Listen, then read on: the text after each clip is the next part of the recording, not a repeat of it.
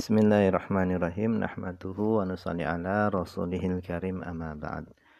Insyaallah pada kesempatan ini kita akan melanjutkan kembali pembacaan kitab Jala'ul Afham, syarah daripada kitab Aqidatul Awam. Kita telah sampai kepada Adatur Rusuli alaihimus salatu wassalam al-madhkurina fil Qur'an. Jumlah para Rasul alaihimus salatu wassalam, semoga tetap ke atas mereka semuanya salawat dan salam, al-madhkurina yang disebutkan fil Qur'ani di dalam Al-Qur'an. Jumlah para Rasul yang disebutkan di dalam Al-Qur'an.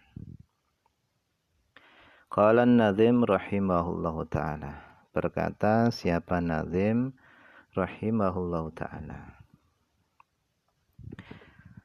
Tafsilu khamsatin wa ishrina lazim kulla mukallafin fahaqqiq waqtanim hum adamun idrisu nuhun huduma' Salih wa Ibrahimu kullum muttaba' Lutu wa Ismailu Ishaqun kadha Yaqubu Yusufu wa Ayyubu tada Syu'aibu Harunu wa Musa wal Yasa' Dzulkifli Dawudu Sulaimanu taba' Ilyasu Yunusu Zakaria Yahya Isa wa Taha khatimun da'ghaya alaihimus salatu wassalamu wa alihim madamatil ayyamu.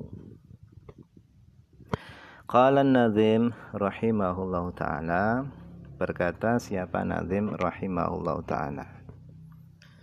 Beliau mengatakan tafsilu khamsatin wa ishrina, adapun perincian 25 daripada jumlahnya nabi dan rasul itu lazim, itu wajib, kulla mukallafin, wajib atas setiap mukallaf, fahaqqiq, maka yakinlah kamu, waqtanim, dan berusahalah kamu untuk mencari jumlah mereka.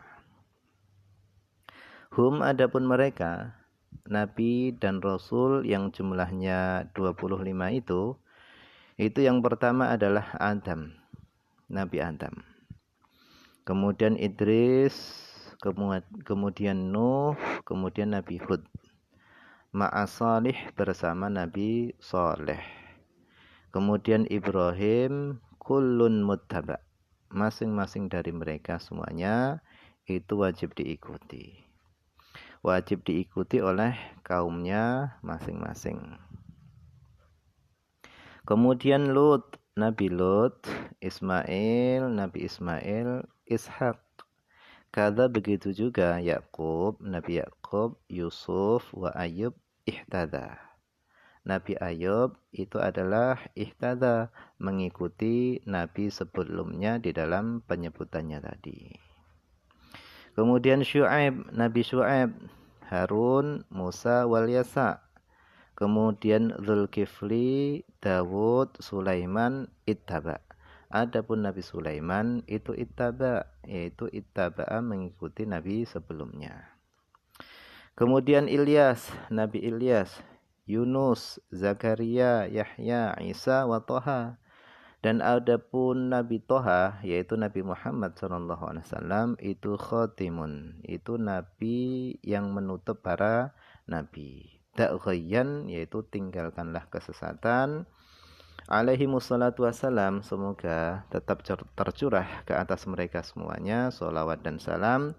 Wa alihim, dan semoga juga tercurah kepada keluarga mereka sholawat dan salam, madamatil ayyam, selama hari-hari ini masih ada, selama hari-hari di dunia ini masih ada, semoga sholawat dan salam tercurah kepada mereka semuanya.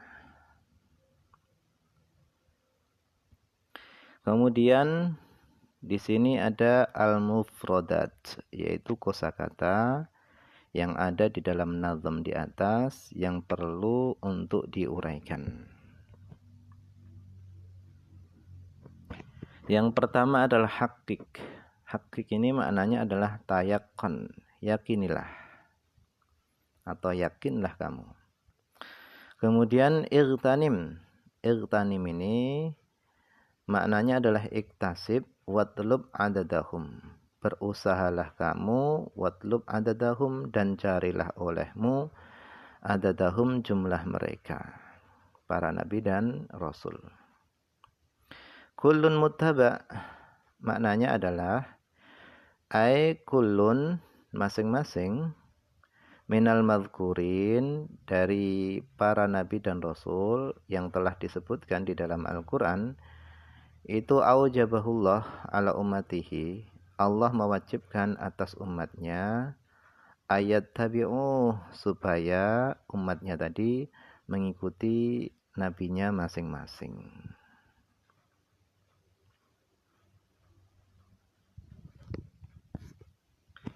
Kemudian ihtada maknanya adalah iqtada Ayub biman taqaddama fi dzikri.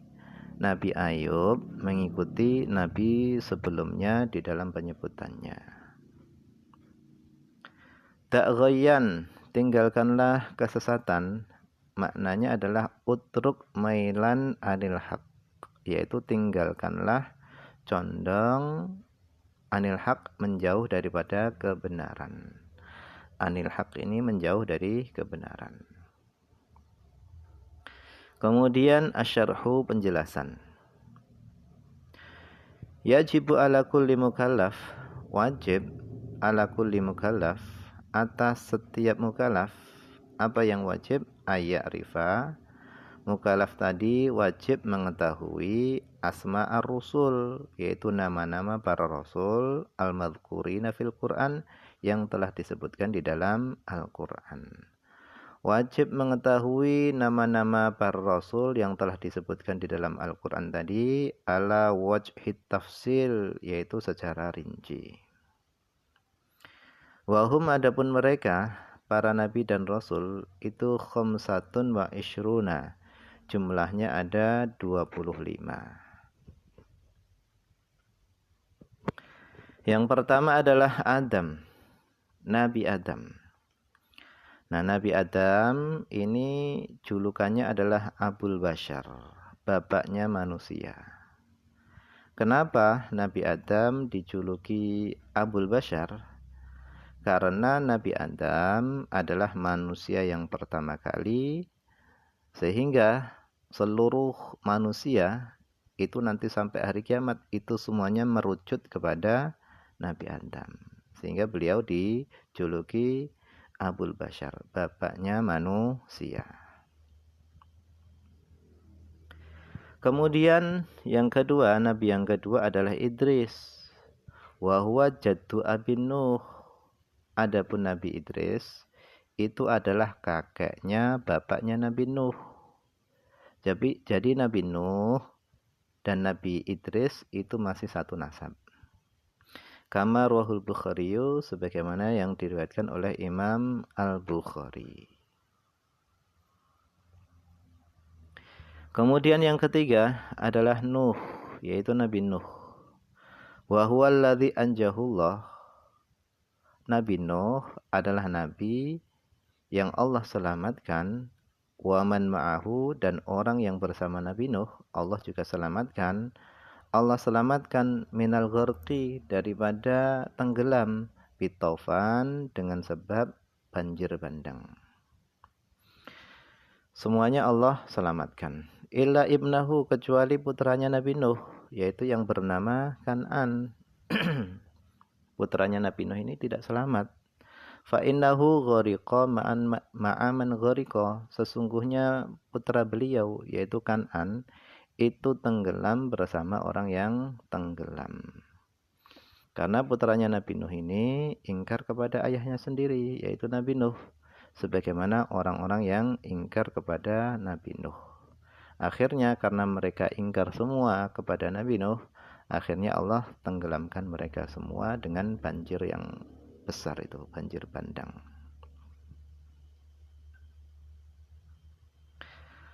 Dan Nabi Nuh ini adalah walladzi istamarra fid dakwah, nabi yang terus-menerus dakwah, mengajak manusia kepada Allah.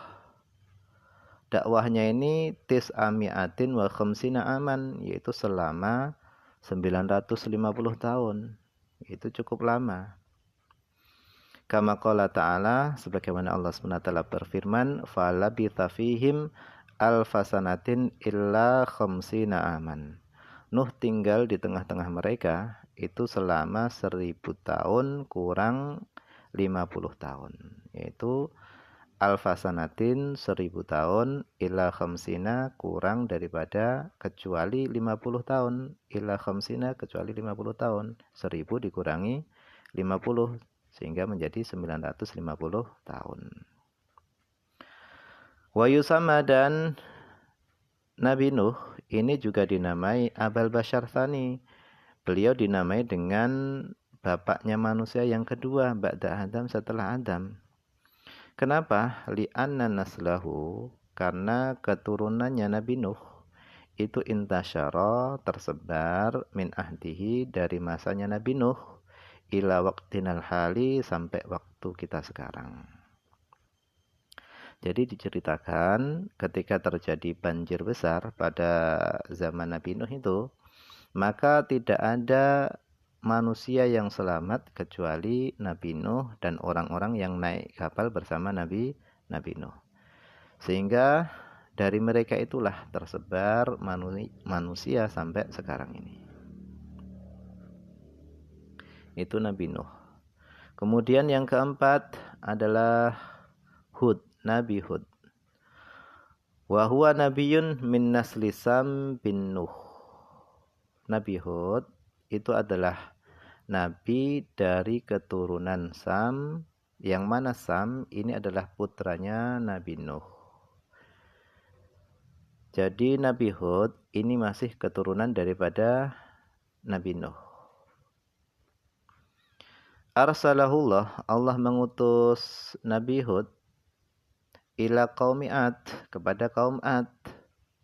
Wa hum, adapun kaum Ad itu adalah mahirun, yaitu adalah kaum mahirun, yang mereka adalah orang-orang yang mahir fi fanil mi'marah, di dalam bidang pembangunan.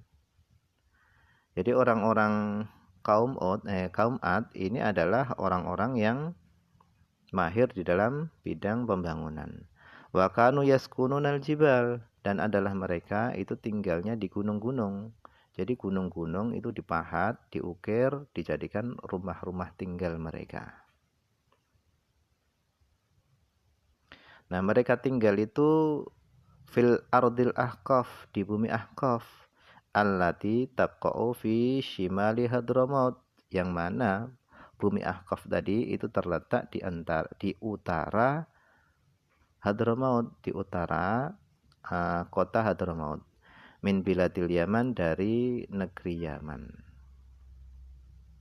Falamma kadzabuhu, maka tatkala mereka kaum Ad itu mendustakan Nabi Hud, ahlakahumullah, maka Allah SWT membinasakan mereka birihin, dengan angin sorsorin, angin yang sangat kencang suaranya. Qala ta'ala, Allah SWT berfirman, wa amma adun fa uhliku birihin sorsorin atiyah sakharaha alaihim sab'a layali wa thamaniyata ayyamin husuma fataral qauma fiha sar'a ka'annahum a'jazu nakhlin khawiyah. Wa amma adun, adapun kaum Ad, fa uhliku, maka mereka dibinasakan birihin sorsorin atiyah, birihin dengan angin sorsorin yang suaranya sangat kencang, atiyatin lagi sangat kuat, anginnya tadi sangat kuat.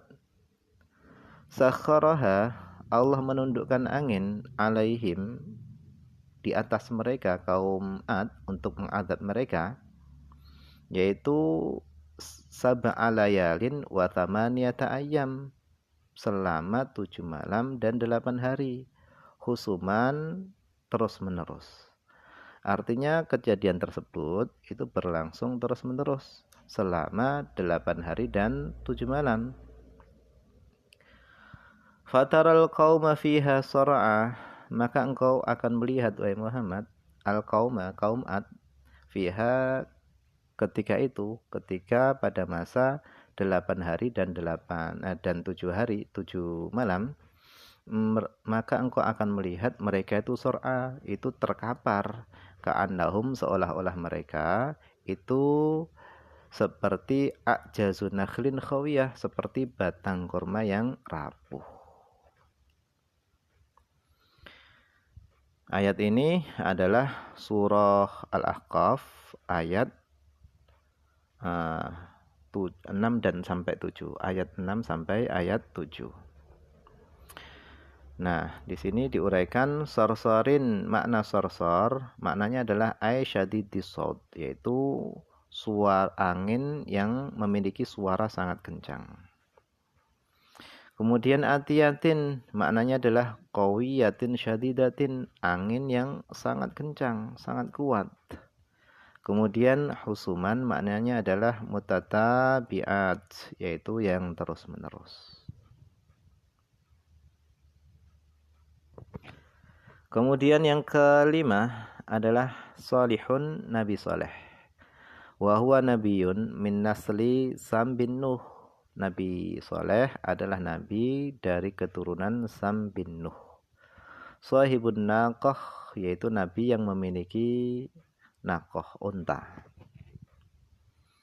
Arsalahullah ila qaumin Thamud, yaitu Allah mengutus beliau Nabi Saleh kepada kaum Thamud. Wahum, adapun kaum Tsamud itu adalah kaum yanhitunal jibal, yang mereka memahat atau mengukir jibal, gunung-gunung, buyutan, kemudian gunung-gunung tadi dijadikan rumah-rumah untuk tempat-tempat tinggal mereka.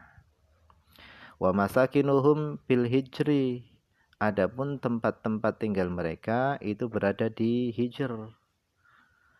Wahia, adapun Hijr itu al-ma'rufatu bi madaini sholih, yaitu dikenal dengan madain soleh. Jadi Hijr itu terkenal dengan sebutan kota madain soleh. Nah, madain soleh ini bainal Hijaz wa Syam, terletak di antara Hijaz dan Syam. Fi janubi syarqi, di tenggara min ardi Madyan, dari bumi Madyan. Wahia, adapun Madyan itu mujawaratun di Khalijil Aqabah, yaitu berdampingan dengan Teluk Aqabah.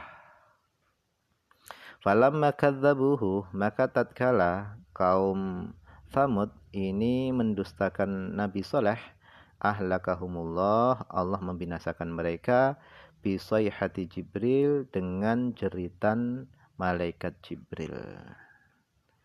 Qala ta'ala, Allah SWT berfirman, wa amma Tsamudu fa uhliku bitaghiyah. Adapun kaum Tsamud itu mereka dibinasakan bitaghiyah, dengan taghiyah. Apa makna taghiyah? Di sini dijelaskan at-taghiyah ay sayhah al-mujawazah lil had fi syiddah, yaitu as-sayhatu al-mujawazatu lil haddi fi syiddati, yaitu suara yang melampaui batas di dalam kerasnya. Artinya sangat keras suara tadi, sehingga saking sangat kerasnya suaranya malaikat Jibril tadi, itu bisa membinasakan makhluk. Wallahu a'lam. Ini saja yang bisa dibaca pada kesempatan ini. Semoga ada manfaatnya. Tentunya banyak kekurangan karena keterbatasan saya. Akhir kalam, assalamualaikum warahmatullahi wabarakatuh.